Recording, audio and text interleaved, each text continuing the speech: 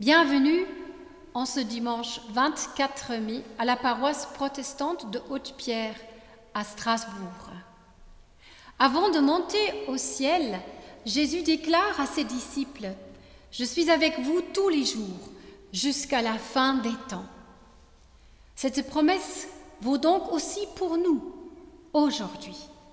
Elle est un appui solide en ce temps incertain et imprévisible pour nous. Jésus est avec nous tous les jours, jusqu'à la fin des temps. C'est pourquoi nous chantons notre joie et notre espérance, frappe des mains et chante de joie dans le livret Alléluia au numéro 51, 18.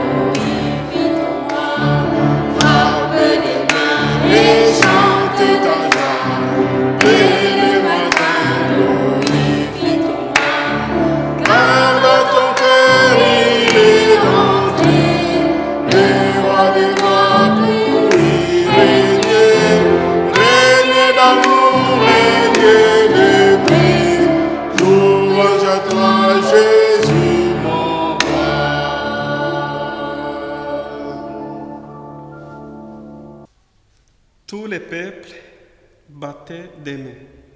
Acclamez Dieu par vos cris de joie. Le Seigneur est le Très-Haut, le Redoutable. Il est le grand roi de toute la terre. Dieu montait au milieu des ovations. Le Seigneur s'avance au son du corps. Chantez pour notre Dieu. Chantez. Chantez pour notre roi, chantez. Le roi de toute la terre, c'est Dieu. Que vos musiques l'annoncent. Dieu règne sur les nations. Il est assis sur son trône sacré. Les chefs des peuples se sont rassemblés. Ils se sont joints au peuple du Dieu d'Abraham. Chantons ensemble, frappe des mains et chante de joie.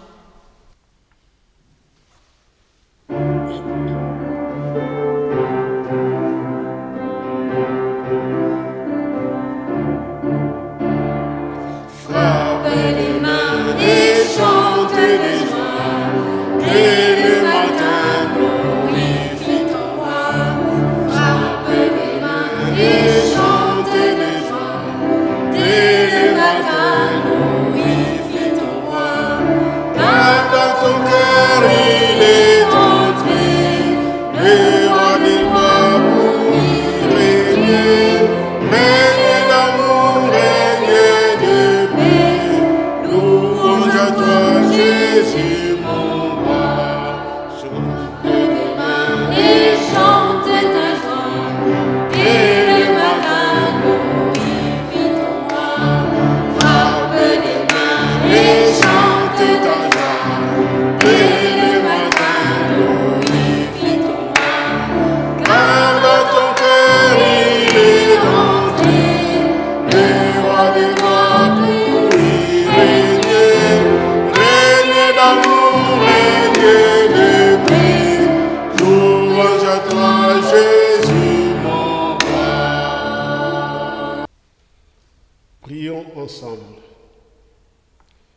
Dieu miséricordieux, Maître du temps, nous sommes dans l'attente. Nous attendons avec patience et impatience les avancées significatives de la recherche médicale. Nous attendons avec patience et impatience les réouvertures des frontières. Nous attendons avec patience et impatience la réouverture de nos lieux de prière. Oui, nous attendons avec patience et impatience la vie d'après le coronavirus. Ô Dieu miséricordieux, fortifie, soutiens notre patience et pardonne-nous nos impatiences. Aie pitié de nous. Dieu notre Père nous a fait miséricorde. Il déclare: votre salut est dans les conversions et les repos. Votre force est dans le calme et la confiance. En Jésus-Christ, il nous pardonne nos faiblesses. Jésus déclare: j'ai prié pour toi en fait que ta foi ne disparaisse pas. Enfants libres et bien-aimés, mettons notre confiance en Dieu et trouvons notre joie en Jésus-Christ. Amen. Et nous chantons « Bénis-nous, Saint-Esprit ».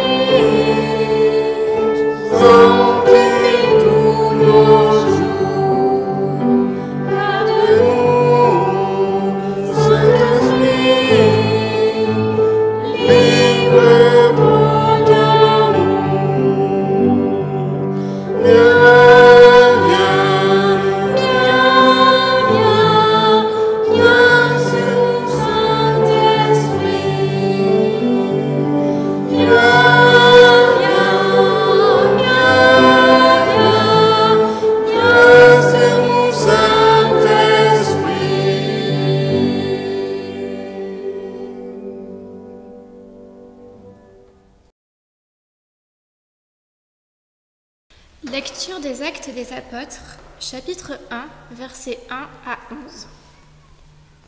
Théophile, j'ai parlé dans mon premier livre de tout ce que Jésus a commencé de faire et d'enseigner dès le commencement, jusqu'au jour où il fut enlevé au ciel, après avoir donné ses ordres par le Saint-Esprit aux apôtres qu'il avait choisis. Après qu'il eut souffert, il leur apparut vivant, et leur en donna plusieurs preuves, se montrant à eux pendant 40 jours et parlant des choses qui concernent le royaume de Dieu. Comme il se trouvait avec eux, il leur recommanda de ne pas s'éloigner de Jérusalem, mais d'attendre ce que le Père avait promis, ce que je vous ai annoncé, leur dit-il. Car Jean a baptisé d'eau, mais vous, dans peu de jours, vous serez baptisés du Saint-Esprit. Alors les apôtres réunis lui demandèrent: « Seigneur, est-ce en ce temps que tu rétabliras le royaume d'Israël ?» Il leur répondit: « Ce n'est pas à vous de connaître les temps ou les moments que le Père a fixés de sa propre autorité. Mais vous recevrez une puissance, le Saint-Esprit survenant sur vous, et vous serez mes témoins à Jérusalem, dans toute la Judée, dans la Samarie et jusqu'aux extrémités de la terre. » Après avoir dit cela, il fut élevé pendant qu'il regardait, et une nuée le déroba à leurs yeux. Et comme ils avaient les regards fixés vers le ciel pendant qu'ils s'en allaient, voici, 2 hommes vêtus de blanc leur apparurent et dirent: « Hommes galiléens, pourquoi vous arrêtez-vous à regarder au ciel ? Car Jésus, qui a été enlevé au ciel du milieu de vous, viendra de la même manière que vous l'avez vu allant au ciel. » Parole du Dieu vivant. Amen.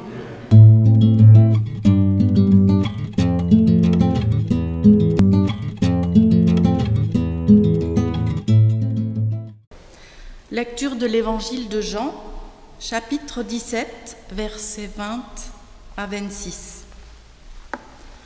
Ce n'est pas pour eux seulement que je prie, mais encore pour ceux qui croiront en moi par leurs paroles, afin que tous soient un, comme toi, Père, tu es en moi, et comme je suis en toi, afin qu'eux aussi soient un en nous, pour que le monde croie que tu m'as envoyé.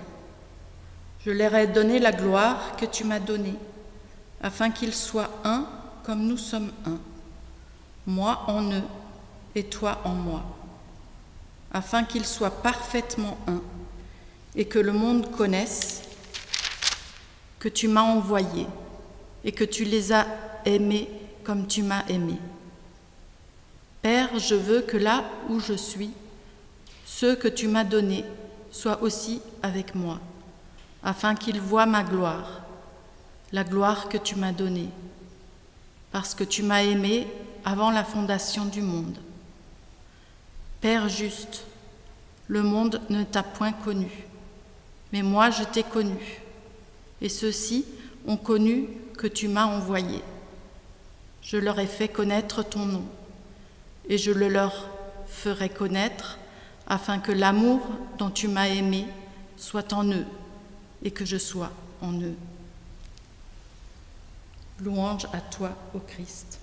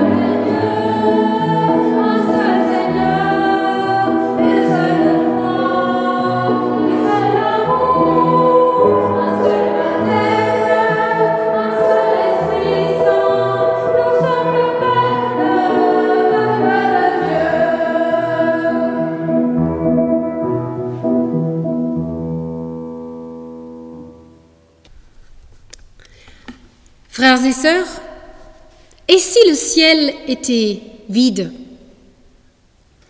D'ailleurs, depuis des semaines, le ciel est vide.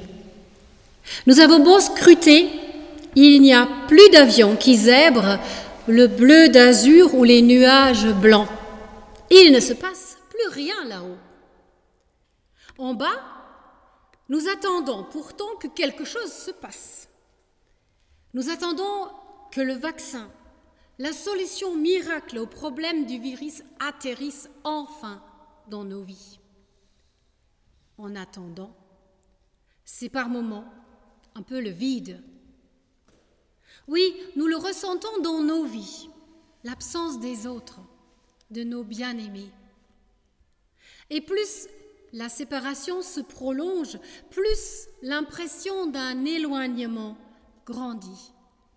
Moins je vous vois, plus vous me manquez. Et pourtant, le ciel est plein de la gloire de Dieu. Nous avons tous observé, écouté, avec émerveillement les chants des oiseaux puissants qui remplissent l'espace laissé vide des machines volantes des hommes. Oui, les oiseaux chantent la gloire de Dieu, mais nous ressentons et voyons surtout le vide dans nos vies et dans nos agendas. Nous souffrons de l'absence de nos amis, des membres de nos familles. Et les échéances de la fin d'épidémie que l'on nous annonce exigent de la patience, de l'endurance. Ce sera une longue période de ciel vide. Chers frères et sœurs, cette semaine, les chrétiens se souviennent du moment où Jésus quitte la terre pour monter au ciel. 40 jours après Pâques, il convie ses disciples sur la montagne pour leur dire une dernière fois adieu. Puis il est enlevé au ciel. Un nuage le cache définitivement à la vue de ses disciples. Enfant, je n'aimais pas du tout cet épisode de la Bible, que j'avais toujours la désagréable impression que Jésus nous laisse vraiment seuls, ici, sur terre, avec nos problèmes. Lui, il retourne chez son Père, il s'assoit à la droite de Dieu, c'est ce que nous confessons dans la confession de foi d'ailleurs. Mais nous, ici, en bas, on est là avec nos problèmes et nous ressentons le vide laissé après son départ. C'est peut-être un peu la même sensation que vous ressentez lorsque vous avez accueilli des amis chez vous pendant un temps de vacances, que vous avez entrepris plein de choses ensemble, des visites, des moments conviviaux, des promenades, vécu des temps forts, quoi. Et puis ces amis repartent pour rentrer chez eux. Et voilà, il y a ce sentiment de vide. On reste là, planté devant la maison, à regarder les amis s'éloigner. On est un peu perdu.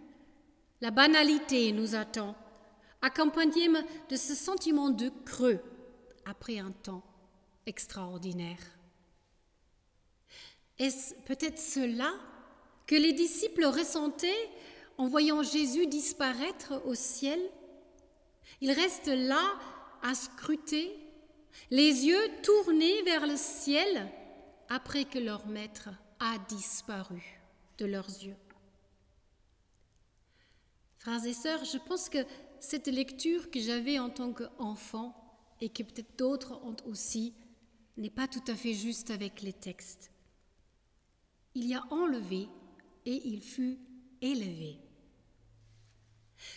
Ce moment d'élévation révèle au contraire une fois la gloire et non pas le départ, son retour de Jésus-Christ. Parce qu'en grec, le verbe épairo souligne bien qu'il fut soulevé, hissé en hauteur. Finalement, ça me fait penser au match de football. Vous voyez, les joueurs soulevés, celui qui vient de marquer un but. C'est un élan de joie qui rend visible celui qu'il porte alors en hauteur. Comme ça, ceux qui sont assis dans les gradins ou derrière leurs écrans de télévision voient bien celui qui a marqué. C'est son moment de gloire.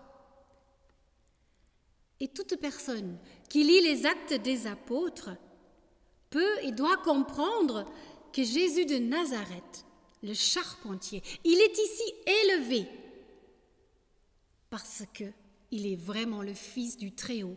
C'est sa gloire qui devient visible. Non, il ne nous a pas abandonnés comme je le pensais quand j'étais petite, mais au contraire, il a révélé sa gloire de manière universelle à ce moment précis. Mais les disciples, néanmoins, comme nous, restent en bas, avec un temps d'attente, où le temps est l'attente. Nous sommes là aujourd'hui à nous dire « Oh là, combien de temps devons-nous porter encore des masques ? Appliquer la distanciation physique. Combien de temps devons-nous attendre avant de pouvoir voyager à nouveau ? Que les frontières avec nos pays voisins s'ouvrent ? » Voilà quelques questions concrètes que nous nous posons en ce moment. Les disciples se posaient d'autres questions, mais elles étaient également liées à des événements importants qu'ils attendaient. « Seigneur, est-ce en ce temps-ci que tu rétabliras le royaume d'Israël ?» demande-t-il. Et Jésus leur répond par la négative, un peu comme à nous. Ce n'est pas à vous de le savoir. En fait, ce n'est pas de votre ressort. Ça veut dire ce n'est pas important. Ce qui est important, par contre, c'est de comprendre que vous allez recevoir une puissance, Et j'aime beaucoup le mot que nous avons en grec, dynamis. Nous allons recevoir de la dynamite de la part de Dieu. Ne vous éloignez pas de Jérusalem, mais attendez ce que le Père a promis, le don que je vous ai annoncé. Dans peu de jours, vous serez baptisés avec le Saint-Esprit. Frères et sœurs, le temps de la préparation des disciples est presque arrivé à son terme. Ils sont prêts pour recevoir le Saint-Esprit, pour être baptisés du Saint-Esprit. C'est cela que vous devez savoir et attendre, leur dit-il, pas autre chose. Voyez, Jésus décentre toujours ses disciples et les personnes qui le rencontrent. De nos préoccupations personnelles, il déplace les pensées et les actions vers le dessein de Dieu. Et celui-là, il est clair. Nous l'avons entendu dans l'évangile de Jean. C'est que nous soyons un avec le Christ, comme lui, il est un avec le Père. C'est que nous restons dans son amour parce qu'il nous aime et qu'il nous sauve. Alors, frères et sœurs, pendant 40 jours, Jésus, le ressuscité, a préparé ses disciples à la vie qui se déroulera sans sa présence physique terrestre. 40 jours durant, Jésus avait tenu compagnie à ses amis après sa résurrection au matin de Pâques. 40 jours, c'est le temps d'ailleurs que Jésus a jeûné dans le désert avant de commencer son ministère public. 40 jours, c'est aussi le temps de repos et de reprise de force pour le prophète Élie après sa mission auprès du roi Akab. 40 jours encore sont accordés à la ville de Ninive avant sa destruction, annoncée par le prophète Jonas. Voyez, dans le monde biblique, le chiffre 40 correspond toujours à un temps de préparation avant d'entamer une nouvelle étape, une nouvelle réalité qui se construit par la suite. Nous avons traversé les 40 jours entre Pâques jusqu'à l'Ascension sans aucune célébration publique. D'ailleurs, comme les premiers témoins du Christ. Ils se réunissaient aussi à l'intérieur de leur maison et notamment dans la chambre haute. Jésus-Christ a cheminé à nos côtés pendant ces 40 jours pour nous préparer à la vie d'après. Et cette vie sera celle de témoignage public. Qu'avons-nous vécu pendant ce temps d'enfermement et d'éloignement physique? Qu'avons-nous appris sur nous-mêmes? Qu'est-ce qui nous a fortifiés pendant ce temps? Qu'est-ce qui nous a donné de l'énergie pour continuer et de ne pas nous laisser glisser vers un abandon de soi? C'est de cela que nous aurons à témoigner, de l'amour de Dieu pour nous, tel que nous l'avons vécu, peut-être avec des moments difficiles, mais aussi avec des moments justement d'encouragement. Et pour cela, Dieu le Père baptise les disciples du Saint-Esprit. Un esprit de vérité, une force pour affronter les situations difficiles, comme Jésus le prie justement, Dieu, dans l'évangile de Jean. C'est le temps de l'Église qui commence, notre temps à nous. Alors, frères et sœurs, il est temps d'atterrir, d'attendre avec confiance le baptême du Saint-Esprit, afin de témoigner dans nos villes, nos régions et jusqu'aux extrémités du monde que Jésus-Christ est le maître du monde nouveau, du monde d'après, celui que nous allons bâtir ensemble avec lui, grâce à la force de l'Esprit de vérité. Amen. Dans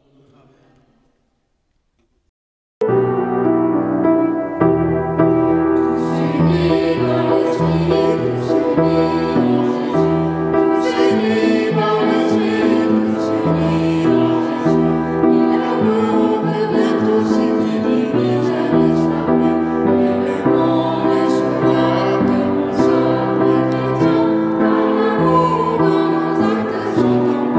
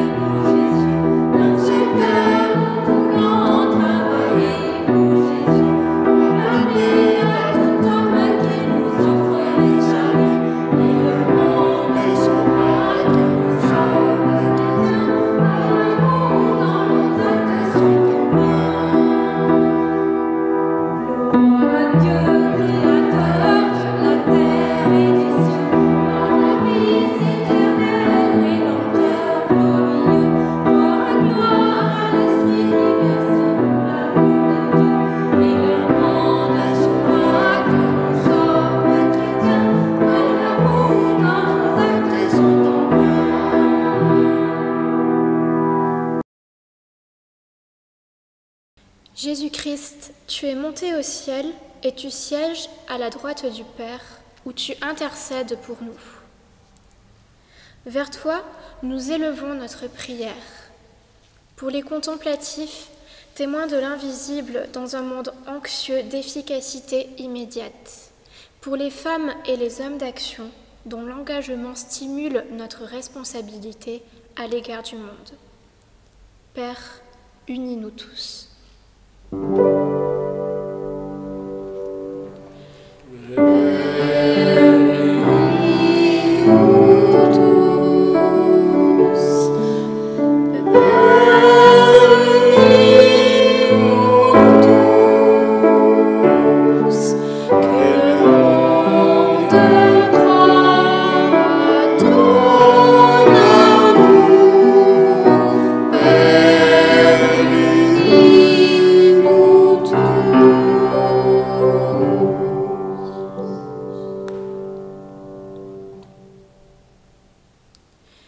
Pour ceux qui croient à un monde meilleur, qui dénoncent la médiocrité et les absurdités.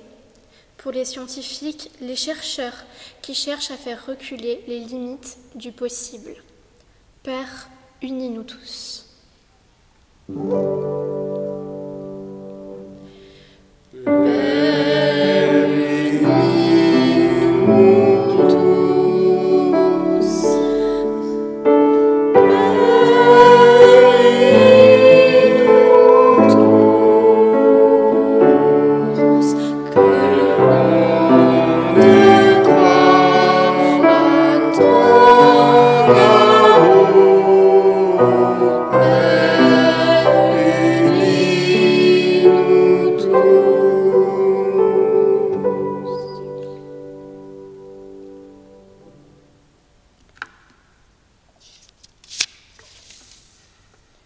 Pour ceux qui entreprennent et pour ceux qui abandonnent leurs projets, pour les nostalgiques du passé et pour les impatients de l'avenir.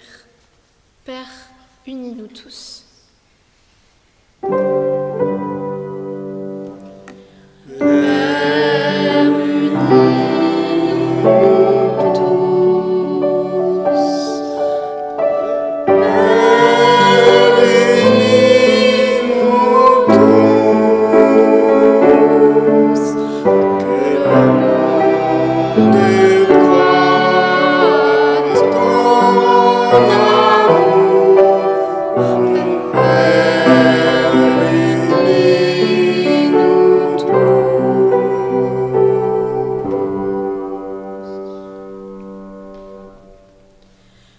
Pour nos voisins et amis musulmans qui célèbrent ce soir la fin du Ramadan, qu'ils puissent vivre ce soir de fête de manière paisible et heureuse. Et dans le silence de notre cœur, nous te confions ce qui nous tient particulièrement à cœur.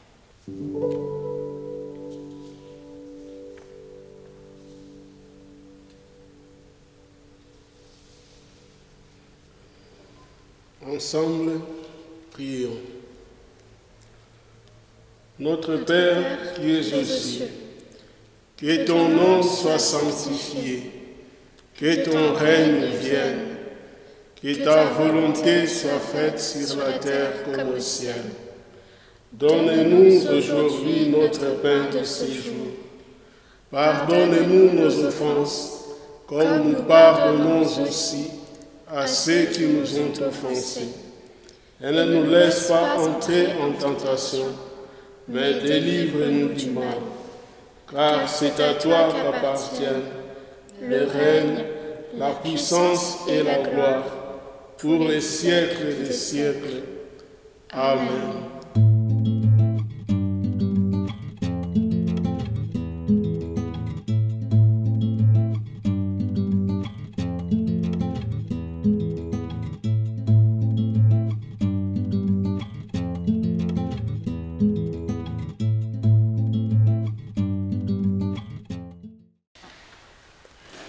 Allez, dans la paix de Dieu.